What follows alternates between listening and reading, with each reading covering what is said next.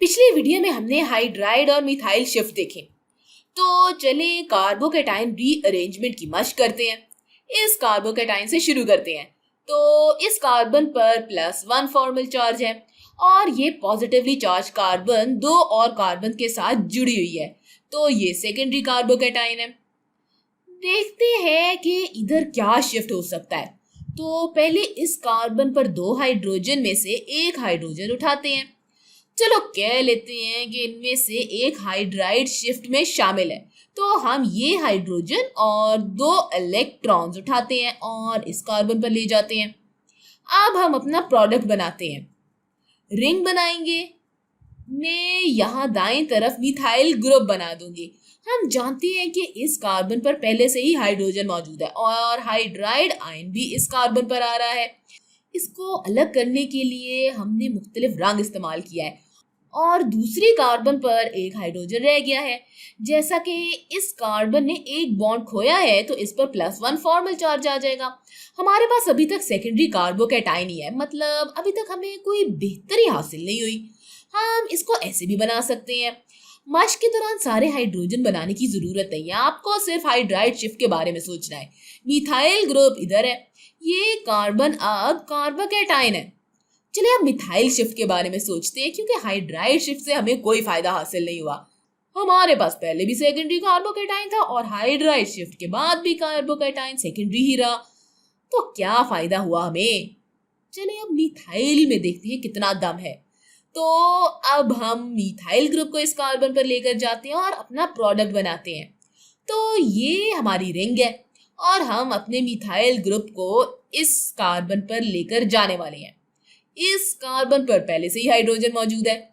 इस कार्बन ने CH3 bond खोया है, लेकिन इस पर भी पहले से हाइड्रोजन मौजूद था और वो अब भी है। लेकिन बॉन्ड खो देने की वजह से इस नीले कार्बन पर +1 फॉर्मल चार्ज आ जाता है। ये अभी तक सेकेंडरी कार्बोकैटायन ही है, ये दो कार्बन के साथ ही जुड़ी हुई है। इसका मतलब है कि इस दफा भी कोई बेहतरी हासिल नहीं हुई।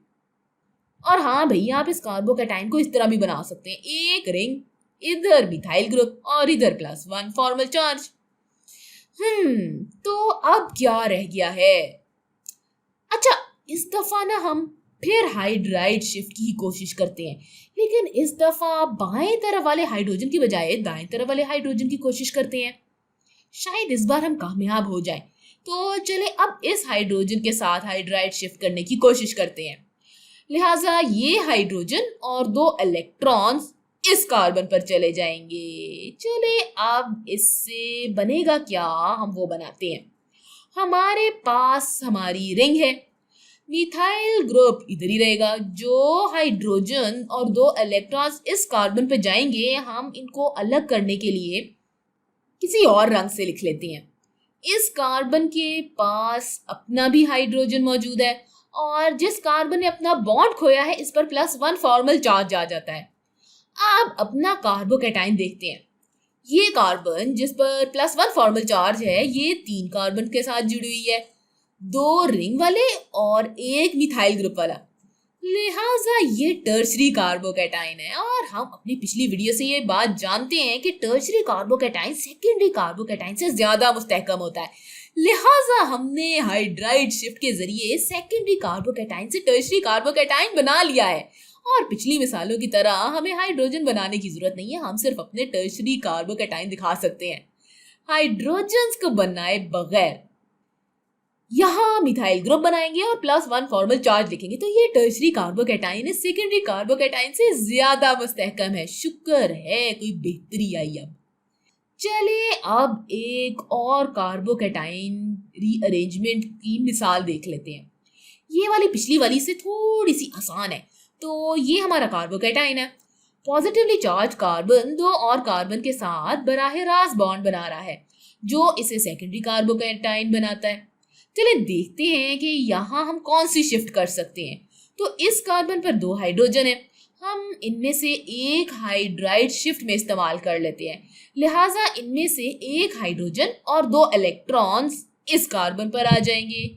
चलिए जो हमें मिलेगा ना, हम वो बना लेते हैं। हम अपनी रिंग बनाते हैं और इस कार्बन पर मिथाइल ग्रुप लिखते हैं। तो ये हाइड्रोजन अब इस कार्बन पर आ गई है।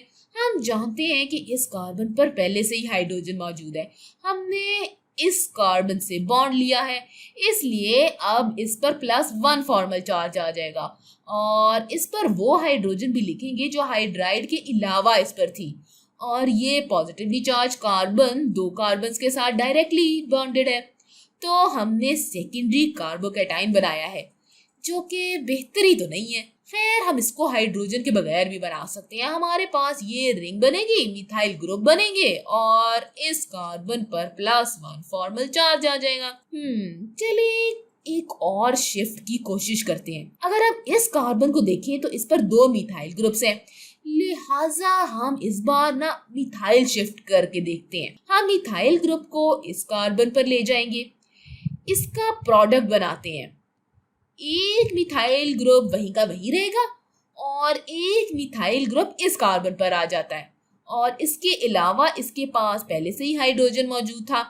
हम इसको भी लिख देते हैं और अब जिस कार्बन से बॉन्ड लिया है इस पर +1 फॉर्मल चार्ज आ जाएगा और ये पॉजिटिवली चार्ज कार्बन 3 कार्बन के साथ बराह रास्त बॉन्ड बना रहा है, लिहाजा ये टर्शरी कार्बोकैटायन है। और हम जानते हैं कि सेकेंडरी कार्बोकैटायन से ज्यादा स्टेबल, ज्यादा मुस्तहकम टर्शरी कार्बोकैटायन होता है। लिहाजा हमने मिथाइल शिफ्ट के जरिए सेकेंडरी कार्बोकैटायन की रीअरेंजमेंट करके या इनको दोबारा तरतीब देकर टर्शरी कार्बोकैटायन बना लिया है। तो अब इसको हाइड्रोजन के बगैर भी बनाते हैं। तो यहाँ मिथाइल ग्रुप है और इस कार्बन पर +1 फॉर्मल चार्ज है।